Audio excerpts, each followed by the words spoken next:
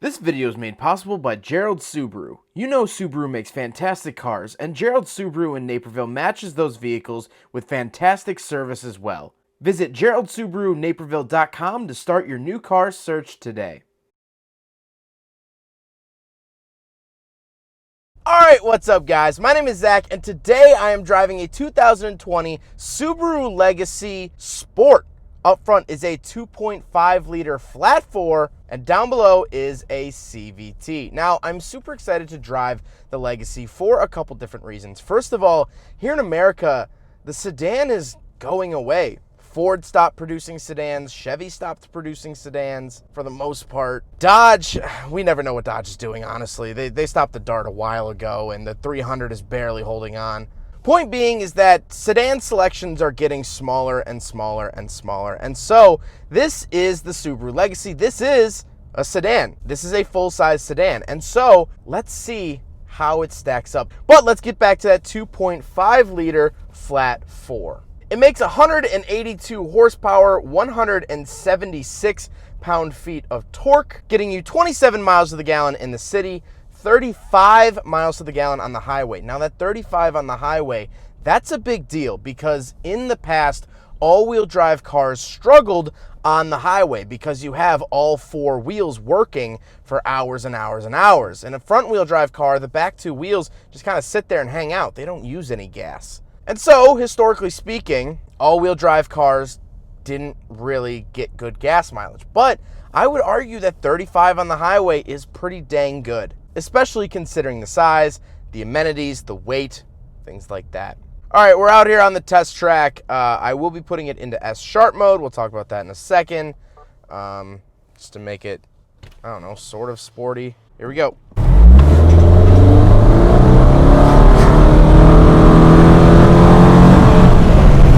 It definitely has better pickup than the Crosstrek. The Crosstrek was really, really depressing to put my foot into. However, this definitely, you're going to be able to accelerate on the highway. You're going to be able to pass trucks, things like that. It doesn't feel underpowered. However, it's not overwhelming either. Subaru, if you're listening, Subaru USA, if you are listening, thank you. But also, please, please, please take your beautiful 2.4 liter turbocharged flat 4 that you recently put into the Outback XT, that you're probably going to put into the Subaru WRX STI, the one that you put in the Ascent, please put that into the other models. This deserves a 2.4 turbo. Right. So upon further inspection, Subaru actually does put the 2.4 liter flat 4 turbo into the Legacy. The top two trim models actually do get the turbocharged engine. That's what XT next to the name actually stands for. So if you're in the market for a Subaru Legacy, please, please, please, please, please search out and find a 2.4 liter turbo. You will not regret it. That is one of the best engines on the market right now, in my own personal opinion. Like I said, paired to it is a CVT. Now, there is an 8-speed shiftable mode. I do have paddle shifters that'll fake 8 different gears, but a CVT doesn't actually have set gears. It stands for a continuously variable transmission, and so there's no actual physical gears within the transmission. It's this weird belt that does witchcraft that simulates gears, and Subaru's been doing it for a couple years now, and to be fully honest, I don't like CVTs. However, if I'm going to get a CVT, if I am forced to own a CVT vehicle, Subaru does it the best. Last but not least, of course, the Legacy is all-wheel drive. This is Subaru's symmetrical all-wheel drive system. It works very well. It's very, very good. Subaru has been in the all-wheel drive game for a couple of years now, and they really, they're still the top dog. So let's talk about the interior. We have quite a bit to go through. This is the Sport trim. While there is a Limited and Touring above this, this is pretty much a mid-range Legacy. And so we'll talk about a couple things that go along with that. But in front of me, I have two main gauges. On the left is my tachometer with coolant temperature at the bottom left, and on the right is my speedometer with fuel at the bottom left. In the center, I do get an information gauge. This is where I'm going to see my radar cruise control, miles per hour in digits, my MPG, average MPG, miles till empty, things like that. I like it. It's a very simple, very basic information center, but it's giving me everything I'd pretty much want to know. On the steering wheel, on the left, I have my audio controls, voice commands, phone options. Bottom left, I do have my information buttons. That's for that center screen we just talked about in the gauges. And then on the right, I have my radar cruise control options and my SI drive. So I could switch between regular and S sharp. S sharp is just going to be pretty much like a sport mode, essentially. To the left of me, I have my trunk switch and dimmer switch. Nothing really too fancy there. And then on the door, I do have my power windows, power locks, and power mirrors. In the center, I get a very, very large touchscreen display. I absolutely love this. Modern Subarus all pretty much have the same sort of display, and I think it's really, truly one of the best in the game. It really looks like it has very, very high resolution. It looks great. It's very responsive to the touch. The video you're seeing right now, there is a plastic cover over the screen. This is not how your Subaru Legacy will come. This is a brand new car, and so the first owner should have that honor of peeling off that giant sticker. I'm here to review the car, not to take away joy of a next owner. But anyway, Apple CarPlay, Android Auto, all goes in here seamlessly. Like I said, very high resolution. I love these screens. Subaru is doing a really, really good job with the screens. Plus, I do have a little bubble button at the bottom that is for the vehicle. I can go there. You're probably hearing the beeps. I apologize because it probably doesn't match up with the B-roll footage, but whatever. I can go to vehicle control, driver assistance, and others. I can change the units, warning volume, pre-collision braking is on, lane departure is on buzzer only. I can change everything through this giant screen, and I absolutely love that. What I'm kind of on the fence about is that down at the bottom, I do have my climate controls. I prefer the climate controls to usually be tactile buttons, actually have the feedback. I can switch the AC without taking my eyes off the road because my hand knows exactly what 68 degrees feels like. However, I do have to give Subaru serious credit because even though the climate controls are in the screen, they are always at the bottom. No matter what, they're always at the bottom. So I'm happy with it. I can definitely live with that. Down below that, I do have a little cubby hole with my USB inputs and aux input. Then I have my power parking brake. Take it or leave it. Not a fan of power parking brakes, but I do have one. Then I have the shifter. The shifter looks very nice. It's sort of tucked in its own little area. I don't have any buttons surrounding it, which I like. It's very, very clean, simple. I love it. It's really good looking. Then I do have the two cup holders, which are very deep. They are very, very deep cup holders. Now we got to talk about the seats. Now this is the Sport, and the Sport trim, like I said, is a sort of mid-range. I'm not the biggest fan of the seat upholstery.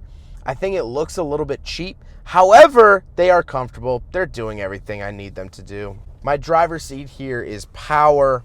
They are heated. I mean, what more can you want? For a mid-range vehicle, power and heated seats, that's pretty dang good. But we do have back seats, so let's do a backseat review and see how this Legacy stretches out. All right, so we're in the back of the 2020 Subaru Legacy Sport, and this is my driving position. My knees are not hitting the front seat. I'm very, very comfortable, and the thing about this is that it's a lot more comfortable than the Subaru Impreza. The Impreza is the slightly smaller chassis vehicle that Subaru offers at a lower price, of course, but you really start to notice that the Legacy is a lot longer of a car. Not a lot longer, but enough to notice the fact that my knees aren't touching the front seat. I really, really like that. Of course, I do have my power windows that they are auto. That is a nice feature. I do have two 2.1 amp chargers, USB chargers down below. And then I do have a center console here, nice and thin. Two cup holders that are actually very shallow, contrary to the front cup holders that are very deep. But something very, very simple, just like that. Very basic back seat, but we will take a look at the trunk as well. So around back of the 2020 Legacy, little button under here. Obviously we have the Subaru floor mats, which do say Sport on them, which is nice. Nice little distinction there. But very large trunk. I mean, really, really large. Plus I can fold down that second row of seats. But not too much to be said about that. I mean, it is a sedan's trunk, so height might be an issue, but depth, I mean, I'd say it's a good 3 feet. 3 feet of cargo space before you hit the seats, so very, very good in that regard.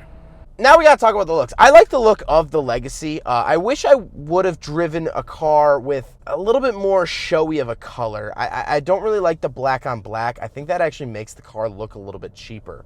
If I had silver wheels with the black, or if I had just a different color, I think it would look a lot more upscale. And that's such an easy fix. I just think this actual one that I'm driving doesn't look super expensive, but then again, it's not that expensive of a car, so I guess it's really up to personal opinion. However, I do like modern Subaru's front design. I think the front ends look really good. The back ends I think look good as well, but I really like the front ends more so. And so coming to a close, I really like the Subaru Legacy. I do. I think this is a good, solid mid-range car. I don't think that this is stellar in any category. I'm not blown away by the luxury. I'm not blown away by the power. I'm not blown away by the features. It's a very good mid-range, and it has all-wheel drive. So here in the Midwest, all-wheel drive is muy importante because we have things like this and this and this for about half the year. So all-wheel drive is nice. And one last selling point, honestly for me at least, is the fact that this is one of the most American cars you can buy. Yeah, this is one of the most American cars you can buy. Subaru is based out of Tokyo, Japan. This is a very Japanese company. However, this car, this Subaru Legacy, and the Subaru Legacies for the last decade or so have been built in Lafayette, Indiana. Cutting to B-roll now, I actually visited the Subaru plant where this very car was built in Lafayette, Indiana not too long ago. And so this was built by the people of Indiana. 15 minutes down the road is Purdue University, home of the Boilermakers. Their mascot is a train. How American is that? Oh, is your mascot a Spartan or is it a Native American chief? No, ours is a dirty locomotive. And so this car was built in Indiana, out in the great, well, the okay state of Indiana. And so if that's something important to you, if you want to bring the jobs back to America, if you want American-built steel, I don't think it gets much more American than the Subaru Legacy, which is odd. Well, I hope you guys enjoyed the video. I hope you guys learned something about the 2020 Subaru Legacy Sport. Huge thank you to Gerald Subaru in Naperville for allowing me to take out their Subaru Legacy. They are absolutely awesome. You know, this stretches, I even met a couple people at the Subaru plant, and I know people at the Subaru dealership, and they've all been absolutely amazing. They are brand loyal, excited people. They're happy to sell the Subaru vehicle name. They love the product, and they're just genuinely nice, cool people. I met someone at the Subaru plant who is into building old World War II vehicles. He has a World War II Jeep and a 60s Dodge military truck.